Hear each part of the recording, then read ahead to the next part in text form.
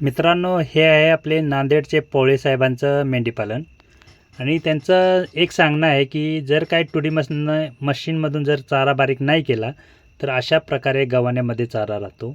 आणि त्यांचा एक दुसरा व्हिडिओ आहे, मी तुम्हाला दाखवेन आता. ह्याच्यामध्ये मी माझा आवाज भरतोय.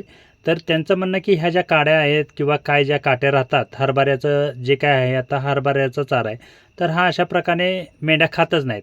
आणि हेच आपला जर चाऱ्याचा खर्च वाचला तर आपण मेंढीपालनामध्ये यशस्वी पद्धतीनं चालू शकतो. आता दुसरा एक व्हिडिओ त्यांचा ह्याच्या पाठीमागे चालू होईल. ते स्वतः सांगतायत की एवढा ढीग लागला की त्यांचा कमरे एवढा चारा होईल, एवढा ढीग प्रमाणात आहे. हे बघा आमचा वेस्टेज चारा पूर्ण एकदम पांढर शुभ्र काळे आहेत बघा. हे फक्त टुडी नसल्यामुळं एवढा लॉस होतोय बघा. हे पूर्ण ढिगारा तोच आहे बघा, पूर्ण ढिगारा बघा. हे पूर्ण आहे बघा, तर म्हणजे कमर इतका ढिगारा आहे पूर्ण. बघून घ्या,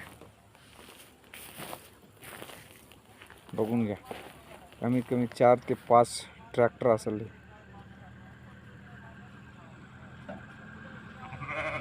पूर्ण ढिगारा आहे बघा, कुठपर्यंत आहे बघा पूर्ण.